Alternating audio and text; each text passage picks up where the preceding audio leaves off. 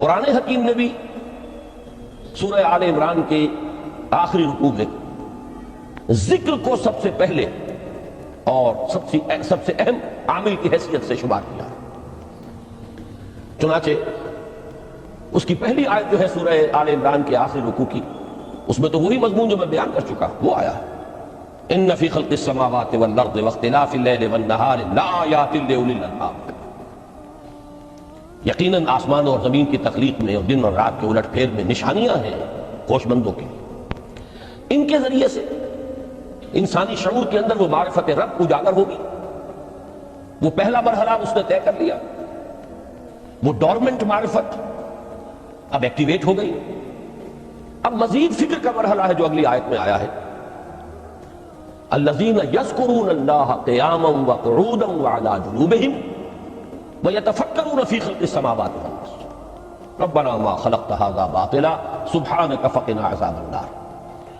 یعنی تفکر جو ہے وَيَتَفَكَّرُونَ فِي خَلْقِ السَّمَاوَاتِ وَالْأَرْضِ، وہ تفکر کرتے ہیں، غور و فکر کرتے ہیں آسمان اور زمین کی تخلیق میں، لیکن اس تفکر کے ساتھ لازماً ذکر اور ذکر مدام، ذکر بھی ہو کہ جو مستقل ہو، ہر حالت میں ہو۔ الذین یذکرون اللہ قیاما وقعودا وعلی جنوبہم، وہ لوگ کہ جو اللہ کو یاد رکھتے ہیں، اللہ کا ذکر کرتے ہیں، کھڑے ہوئے بھی، بیٹھے ہوئے بھی، اور اپنے پہلوؤں کے بل یعنی لیٹے ہوئے۔ اب ان تین کے سوا تو کوئی پوزیشن انسان کی نہیں ہے، اسی کا نام ہے دوام ذکر۔ اور اس کے ساتھ اگر وہ تفکر کرتے ہیں تو ان کا فکر اگلی منزل تک پہنچتا ہے۔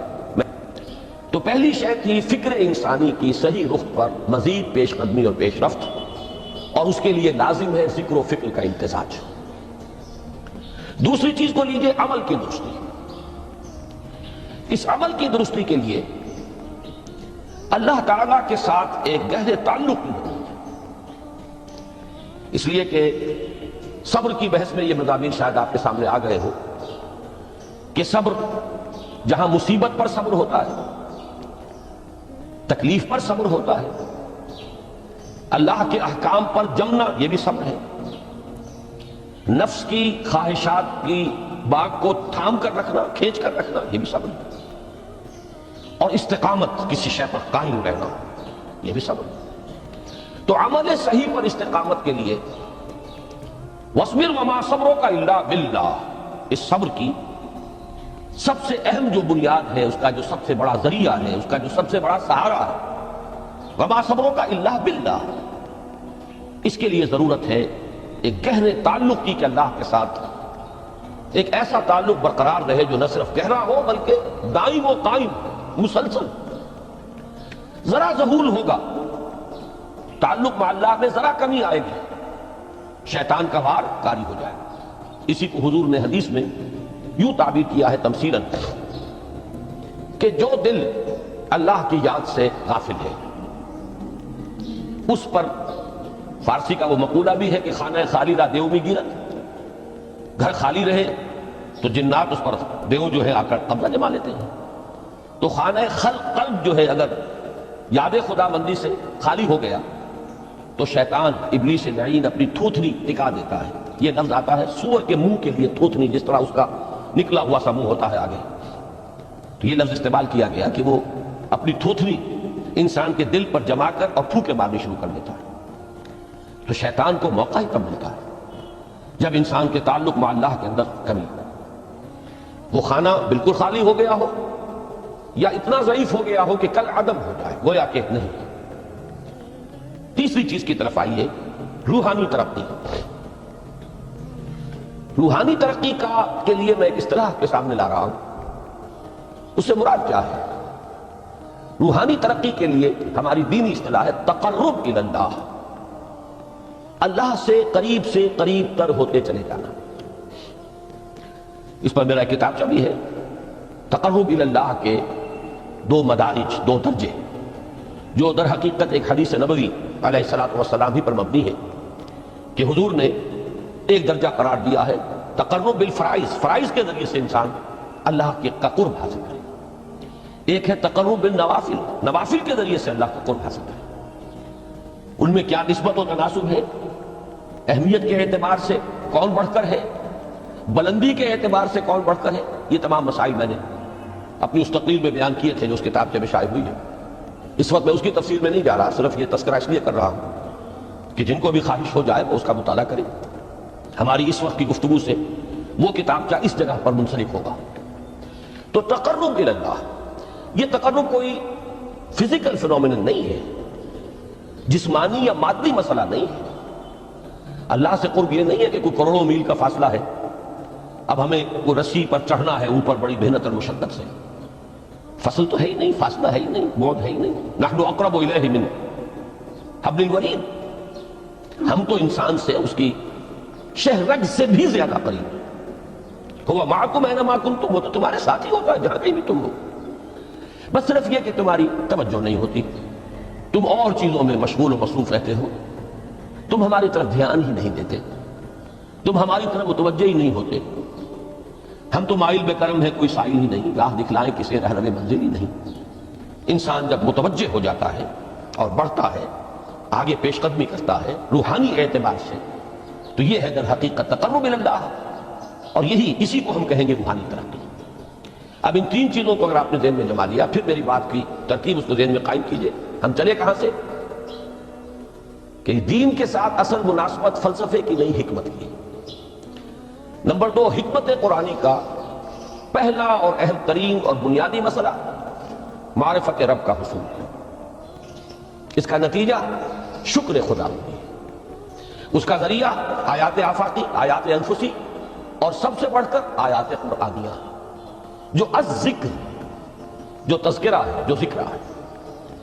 لیکن اس پہلے مرحلے کو اگر کوئی انسان بفضل ہی تعالی، اللہ کے فضل و کرم سے طے کر لے، اب اس کے سامنے تین مسئلے، فکر کی مزید پیش رفت، مزید پیش قدمی صحیح رخ پر، اس کے لیے ذکر اور فکر دونوں کا امتزاج لازمی ہے۔ فقر قرآن اختلاط ذکر و فکر۔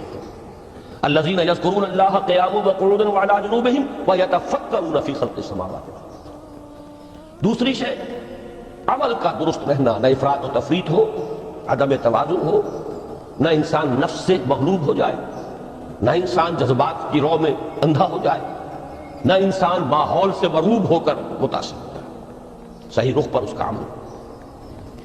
نمبر 3، روحانی ترقی، جو اصل حاصل ہے، جو اصل مقصود ہے۔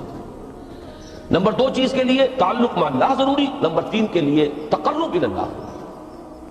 اب غور کیجئے، ان تینوں چیزوں کا بڑا گہرا تعلق ہے نماز کے ساتھ۔ ان تینوں کے لیے ستون کی حیثیت نماز کو ہے۔ لہذا ایمان کے بعد یا معرفت رب کے بعد حکمت دین کا اہم ترین مسئلہ نماز، صلاۃ۔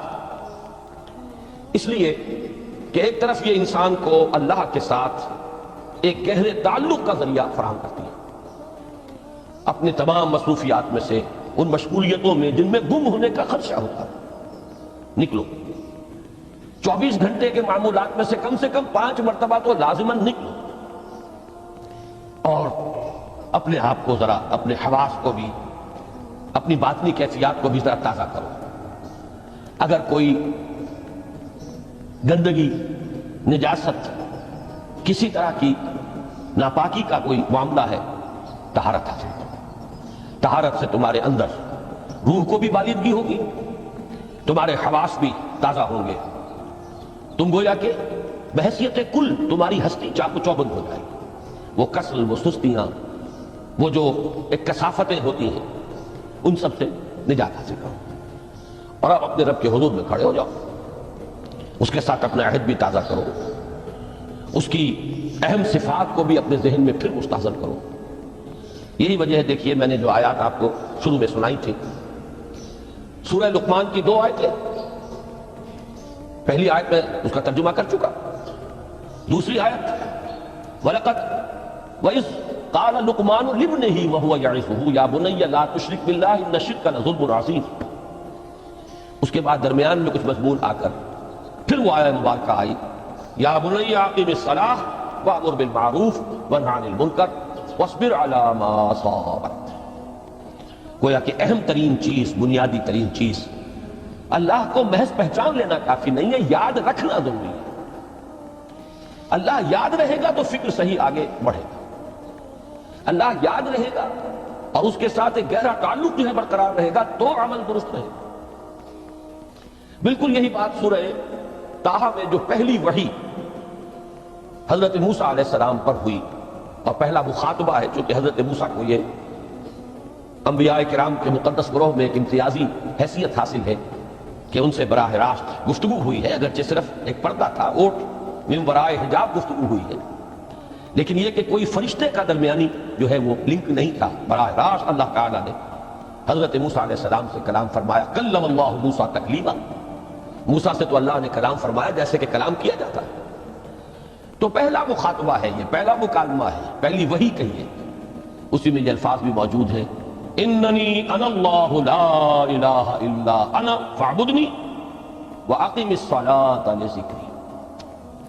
یہ گویا کہ حکمت قرآنی کا ایک بہت بڑا خزانہ ہے یہ آیت مبارکہ، کہ خود حضرت موسیٰ علیہ السلام کو جو ہدایت دی جا رہی ہے، میں ہوں، میں اللہ، اننی انا اللہ لا الہ الا انا، میرے سوا کوئی معبود نہیں، فاعبدنی، بس میری بندگی، میری عبادت، میری پرستش، میری محبت، اس کو اختیار کرو، وَأَقِمِ الصَّلَاةَ لِذِكْرِي، اور نماز کو قائم رکھو میری یاد میں۔